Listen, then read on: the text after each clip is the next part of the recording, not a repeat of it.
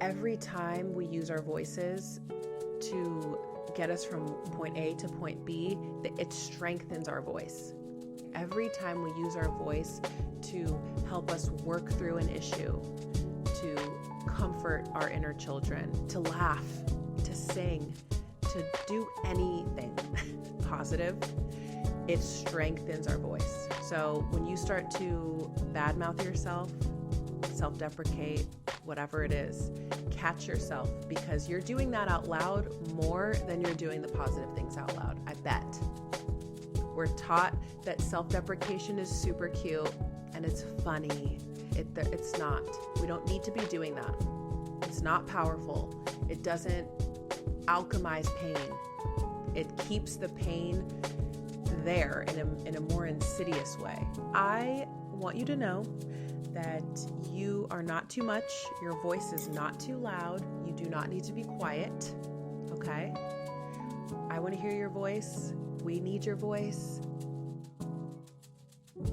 Hi. Hello. This is a big day. It's a big day because it is my first video podcast episode. I wanted to do video podcasts since I started this, but I knew it was going to get me in my head too much, and I knew I just needed to kind of dive in to podcasting, so I didn't do it. And anyway, I still need to just dive in because, as you can see, I didn't even clean for you guys. I didn't even tidy up. So that shows you my mindset. I'm like, just go, just do it. Don't even think about it too much. So anyway, today we are going to be talking about something that we're going to be talking about using your voice. Okay. And this is really interesting too, because I just started getting into astrology. Okay. I just started getting into astrology, and which is a whole other topic that I'm sure I'll dive into when I feel like I can. But, I just started getting into astrology. So I'm starting to look at all of these transits, what's happening in the sky, how's it affecting us here. And I know that on Thursday, today's Tuesday, on Thursday, Mercury is stationing retrograde, right? That's what the astrologers say. But Mercury is going to be retrograde in Leo. So it's asking us to kind of look at the way that we express our voice. How do we communicate our voice? And I just love this because, usually it's like, oh, is Mercury in retrograde again? Because shit's fucking up. I don't know, nothing's going right, blah, blah, blah. And I've always even felt that way too. You jokingly text your friends like, is Mercury in retrograde? Like, what's going on? But what I've seen recently, since I've been diving into astrology on a deeper level, is that astrologers don't talk about it that way, which is so cool. It's more so an invitation of, okay, when something is in retrograde, it's just asking you to look at that theme in a different way, from a different perspective. And so with Mercury retrograde and Leo, it's asking us, like I was saying, are you communicating your voice the way that you want to communicate your voice fully? Like, let's look at that. And so the timing of this retrograde is very interesting because last week I saw my vocal coach, Bruce Extit, for the first time in, I think, literally 5 years, because my oldest son is 5. And I remember my last lesson I did over Zoom in our back house and it was COVID, and my son was little. He was a little baby, and that was the last lesson I had with him. And I was seeing him once a week, sometimes twice a week, because I was taking a musical performance class with him. And I love to sing. And for a while I did have an intention to do like a one-woman show, and I still believe that I'll do that eventually. Now doesn't feel like the time, but I'll do it eventually. I know I will. So anyway, I was with him for many months and years, whatever. And I hadn't seen him in a long time. And I saw him last week for a lesson. And it was so amazing. It was so amazing. And it really got me thinking about my voice just in general. Because I love to sing and I'm constantly singing. But I feel that before I met Bruce, it was a part of me that I wasn't fully letting shine, right? It was just a part of me that I knew was there and existed, but I wasn't even very nice to that part of myself, because I had a very interesting background with my voice where when I was little, I'm sure always singing.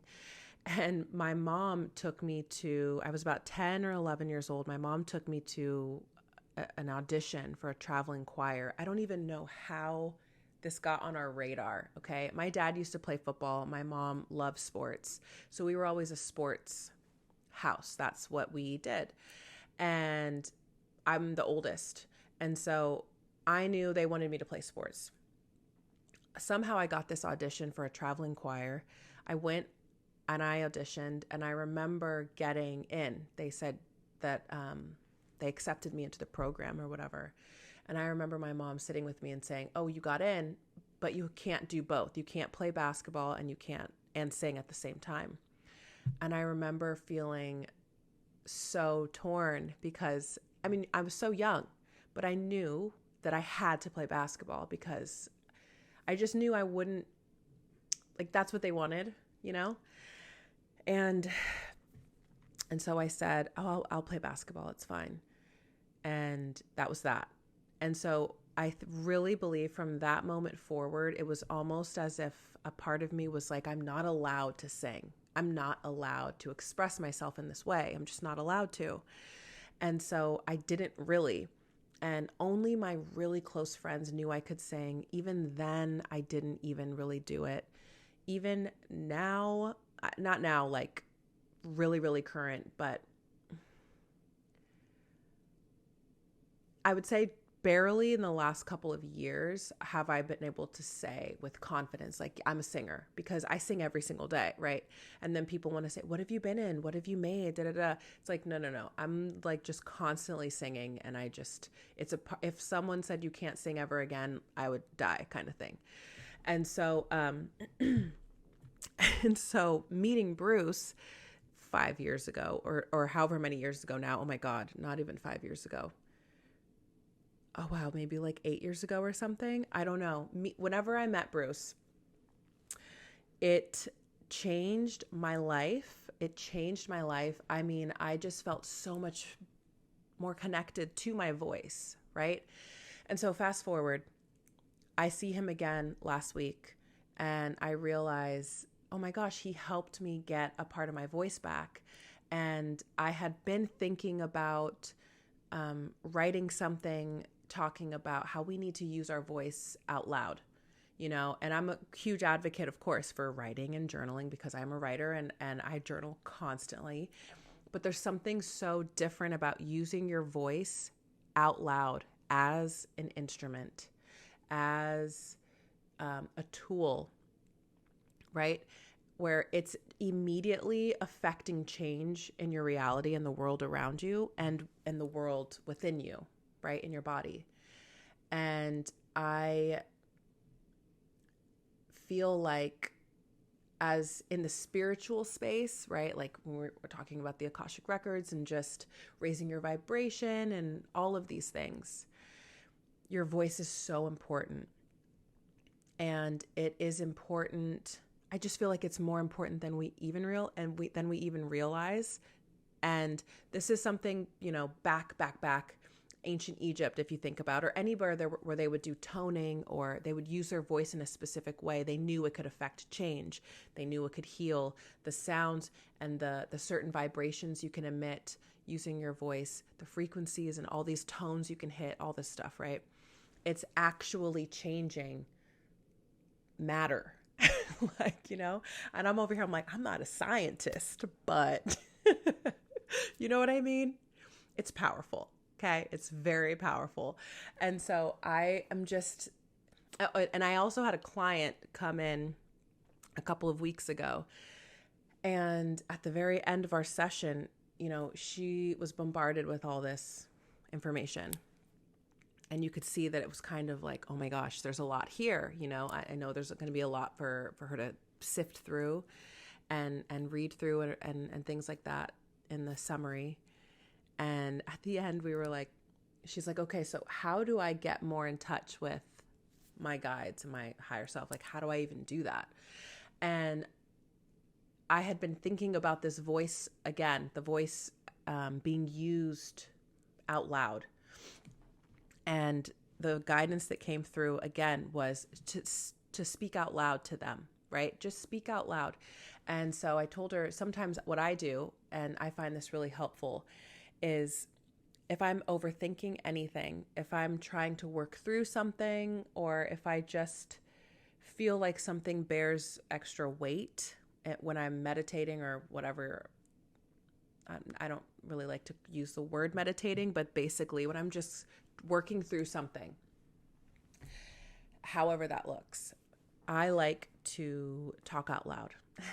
And if I start to feel a little bit weird about it, I will start a voice note as if I'm talking to somebody. It always helps me get out of my head and into the moment. It's like when you're using your voice, there's so much less chatter in your mind that you can pay attention to. And so it's really helpful to kind of snap you out of something. Even if it's just like, okay. I do that a lot too, right? Where it's just like, okay, no, stop. Just to literally snap you out of it. That helps me. And I think that could help you. And, but yeah, the guidance that came through for her specifically was to speak out loud. And so I feel so called to also invite all of us to continue to speak out loud. And I know I hear this a lot too, where it's like, I can't stand the sound of my own voice, right? If you were to record something or, and sometimes I think it's just people feel so weird talking to themselves out loud, but it's like weird. What, who told you it was weird? Why is it weird? What's weird about it? Like, if you really think about it, what's weird about it? I can't think of anything weird about it. You are just a human being having an experience. You're walking around doing stuff all day. Why not talk to things? Talk to yourself. Why not just talk in general? It's like, if you believe in God, God's always listening. Why don't you just chat? Your higher self is always with you. Just have a chat. You can talk to anything. Every time I leave my office, I say, thank you so much, room. I love you. I'm talking to stuff, and it's helpful. It feels so freeing as well. And so I feel like when I imagine somebody that never talks out loud to themselves, and I'm not saying that this is true all the time, but the image that I'm getting currently is like, imagine somebody that doesn't see anyone all day, or, they're very insular. So they're really not using their voice at all. They're not listening to music. They're not singing. They're not using their voice at all. It feels really tight. It just feels really constricted and tight. Almost like you're just holding your breath and you're holding everything up into your throat. That's what it feels and like kind of looks like to me. Whereas if you were to kind of release things out through your voice, through your mouth, release it. And it's just that kind of relaxation that happens. It's just, okay, things can melt away.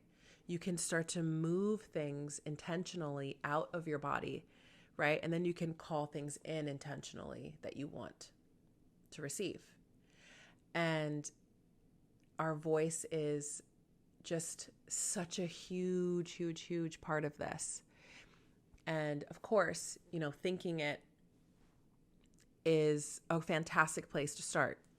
Your thoughts obviously matter, and your thoughts matter. But there's so much more you could do with them.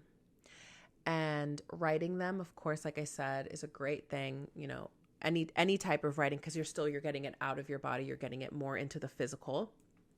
But using your voice specifically, the vibration, everything coming out of your mouth is just affecting everything around you.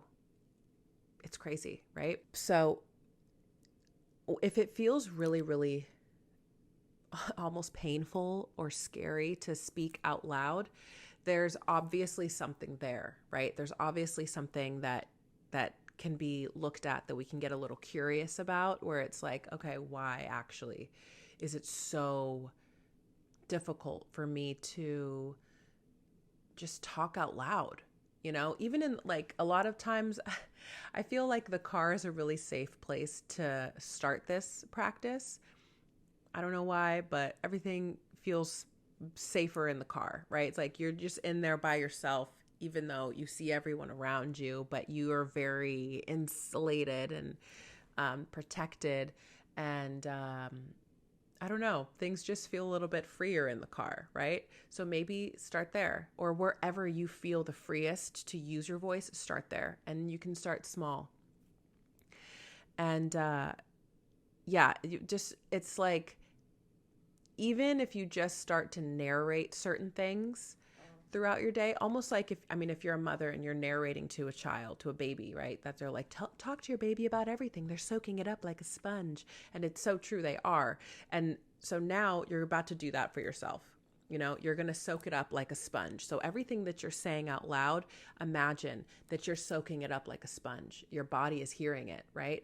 So if you're having all these thoughts that are negative or a little bit, they're just not helpful for you, imagine now you're switching it and you're able to speak out loud, and you're saying all these positive, kind, loving, fun thoughts and ideas out loud. Then your body starts to soak those up. And then your reality starts to change, right? So even if it's just silly stuff that you're saying out loud, silly, it doesn't have to be anything profound, right? Because a lot of times the silly stuff ends up being profound, because it's the simple things, the simple, joyful things in life that are so magical and magnificent, and all of these things that they really end up changing you. So don't get in your head about it. It's really just, oh my gosh, I can't even think of anything, but truly silly, right? You know what I mean? Truly be silly. And so I don't want to belabor this, because I feel like it's pretty straightforward, but and of course, if you want more, like if you want to dive in on this, please send me a message, comment on this podcast, whatever. And I would love to go further into this. But even if it's just, like you can try talking yourself through a moment, right? Talking yourself through a moment as if you are speaking to someone else, observe the observer kind of thing, where you're just, okay, it's okay. We're having a hard time right now, but everything is fine. Actually, everything's not burning to the ground. Everything is just fine, whatever it is. You know what I mean? It's like, just speak to yourself like you're speaking to a child.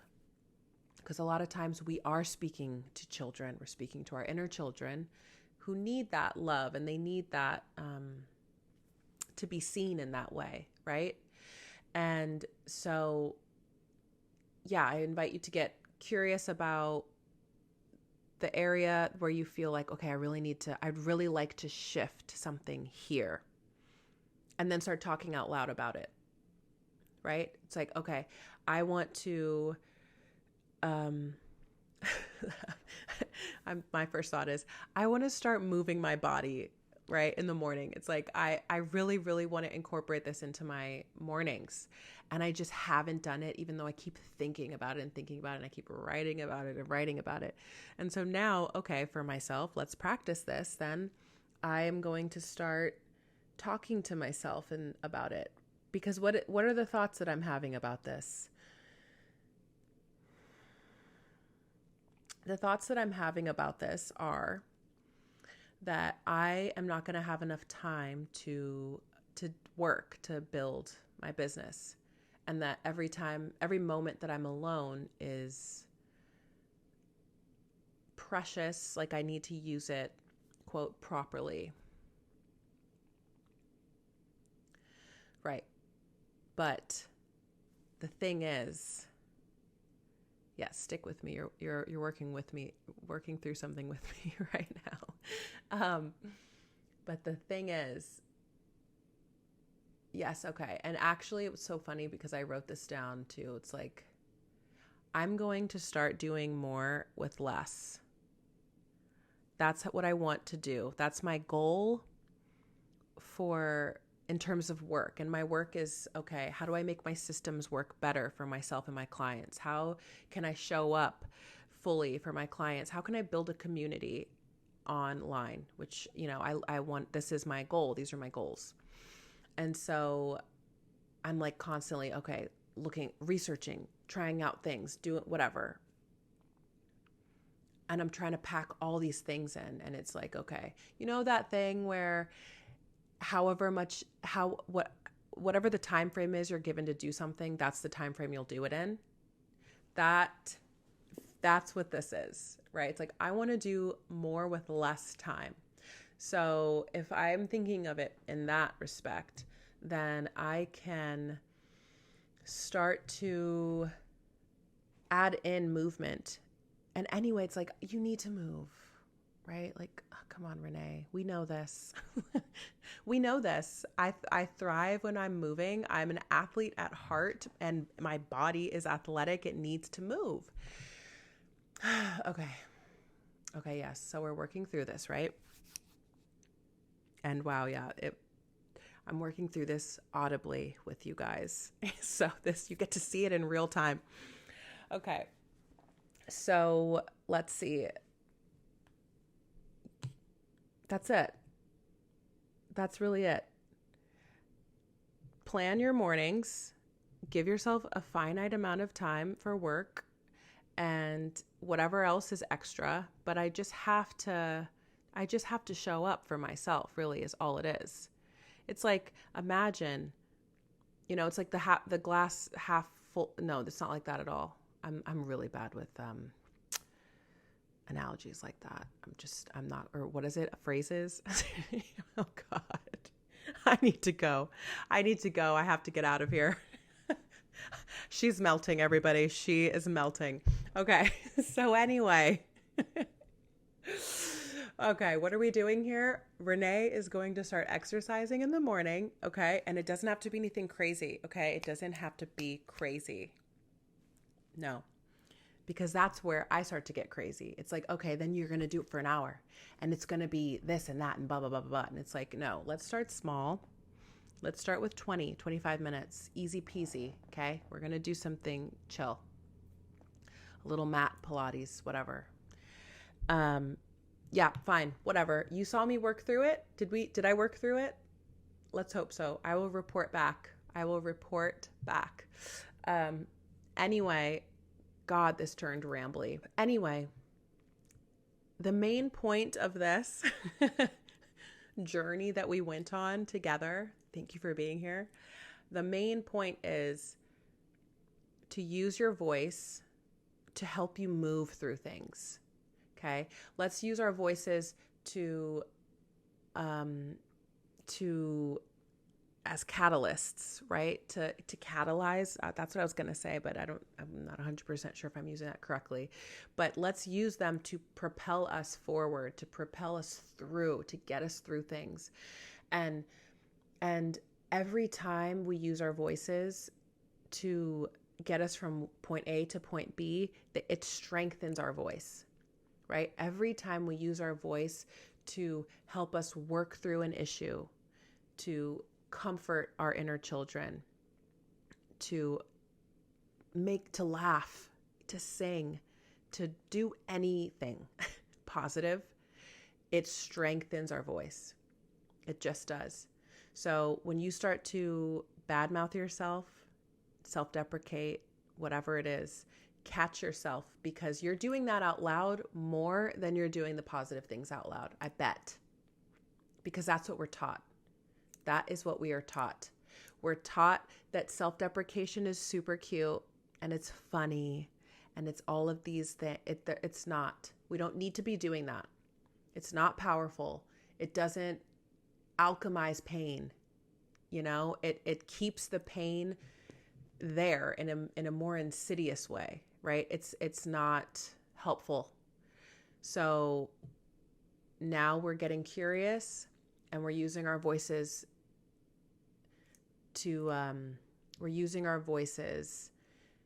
in a more resonant way with how we want to actually feel and move throughout the world, right? That's what we're doing. That's what we're doing. And I would love to hear what you're working through right now. You clearly heard one of the things I'm trying to work through. And sometimes it's so messy like that, right? Like I'm glad I guess I'm glad that I had that I stumbled through that here just so you could see it's it's not always clean where it's like, okay, I'm talking about this and I'm going here and I'm going here. It's not a clear story. We're working through things. It's like some crazy, all these lines on a board getting erased, written again. It's crazy. Okay.